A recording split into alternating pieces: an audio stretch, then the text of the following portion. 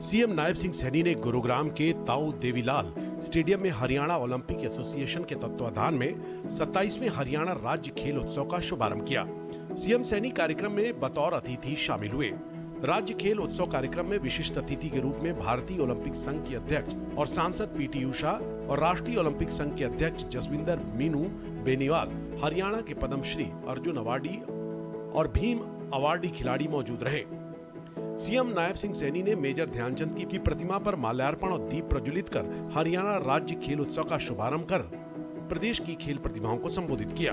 CM Saini ने कहा कि दिल्ली से मेडल तक थीम के साथ साथ आयोजित हो रहा 27वां हरियाणा राज्य खेल उत्सव एक संकल्प है कि हम हर गांव, हर शहर, हर खेल मैदान से प्रतिभाओं को खोजेंगे, उन्हें तराशेंगे और उन्हें विश्व मंच तक पहुंचाएंगे।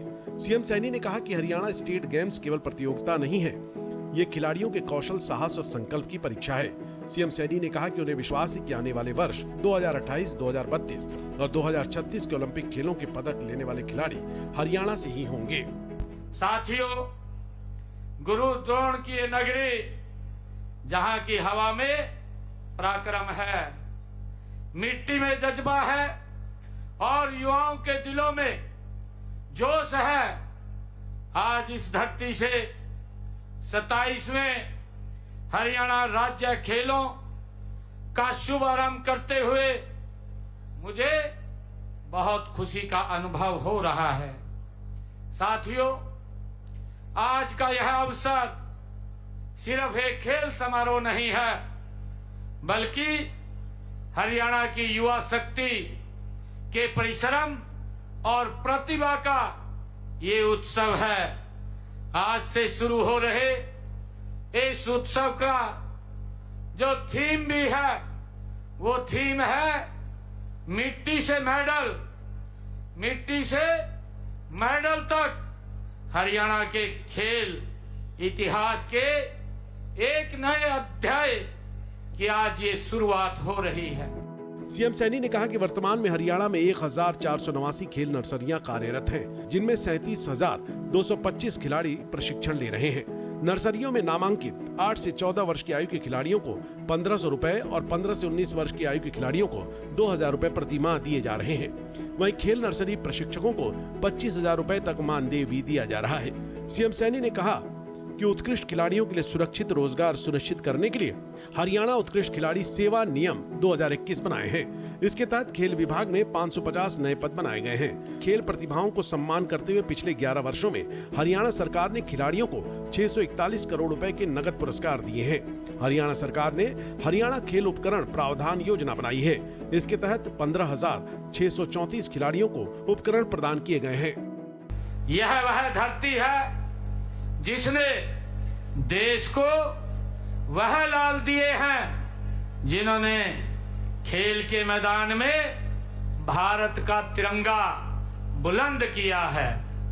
साथियों, यही वह भूमि है जहां के खिलाड़ियों ने ओलंपिक से लेकर एशियाई खेलों तक, राष्ट्रमंडल खेलों से लेकर अंतर्राष्ट्रीय प्रतियोगिताओं तक हर मंच पर भारत की शान बढ़ाई है।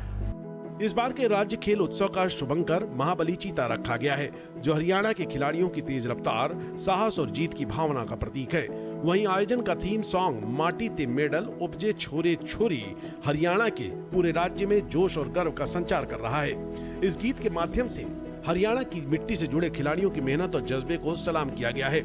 उत्सव में हरियाणा गौरवशाली खेल यात्रा पर एवी क्लिप प्रदर्शित की गई। हरियाणा ओलंपिक एसोसिएशन के तत्वाधान में ये खेल उत्सव 8 नवंबर को कुरुक्षेत्र में संपन्न होगा।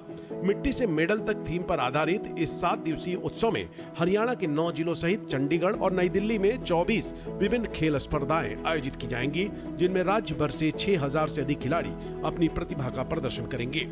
सीएम नायब सिंह सैनी ने निरंकारी संत समागम में बतौर मुख्य अतिथि भाग लिया। उन्होंने समा लखा में आयोजित 78वें निरंकारी संत समागम में उपस्थित श्रद्धालुओं को हृदय की गहराइयों से अपनी बधाई और शुभकामनाएं प्रेषित की और कहा कि संत निरंकारी मिशन वर्षों से सेवा भाव का संवाहक रहा है। सीएम नायब सिंह सैनी ने कहा कि आज के समय में हम अक्सर बाहरी जगत को सुधारने में इतने व्यस्त हो जाते हैं कि अपने भीतर ही झांकना भूल जाते हैं। यहाँ आयोजित इस संत समागम में आत्ममंथन करने का जो अवसर मिला है, ये हम सबको निरंकार की और निकट लाता है। आत्ममंथन का अर्थ है कि अपने अंतर मन में उतरकर ये देखना कि मैं वही कर रहा हूँ जो एक अच्छे इंसान को करना चाहिए और हम सबके भीतर करुणा, दया और प्रेम जीवित है। सीएम सैनी ने कहा कि निरंकारी मिशन हमें सिखाता है कि ईश्वर हमारे भीतर ही निवास करता है।